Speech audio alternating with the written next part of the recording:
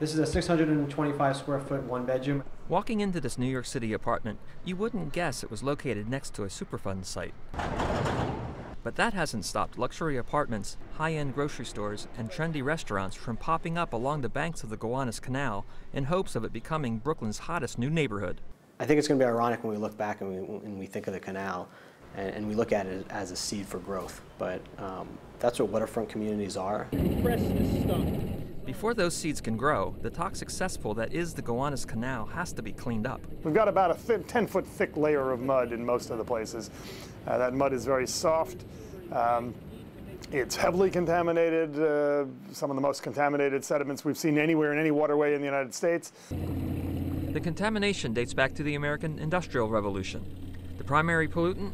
Coal tar, a byproduct of producing coal gas, once used to power street lamps and homes. The biggest new source of contamination? Sewage. I think we need to get started yesterday, if not 10 years ago, on the cleanup, because a lot of the problem that we're seeing is squabbling over who's paying what, where, when, and why. The EPA has identified dozens of polluters that own the legacy cleanup liability.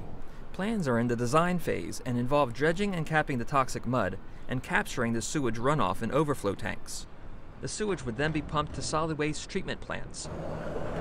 Locals have lived with the promise of cleanup for decades, and now new residents and businesses are investing in the future potential of that promise. I definitely hope they do clean it up. I mean, there's so much potential within this area, and there's so many great things that are happening. And as the city continues to gentrify and move outwards and build and expand in like these great neighborhoods that once were not neighborhoods at all, they were horrible places to be.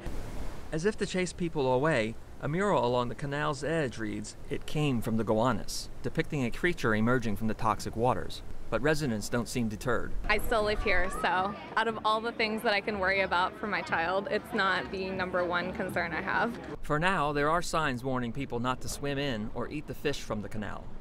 Cleanup should start by 2018 and last a decade at a cost of more than $500 million. Joseph Frederick, Associated Press, New York.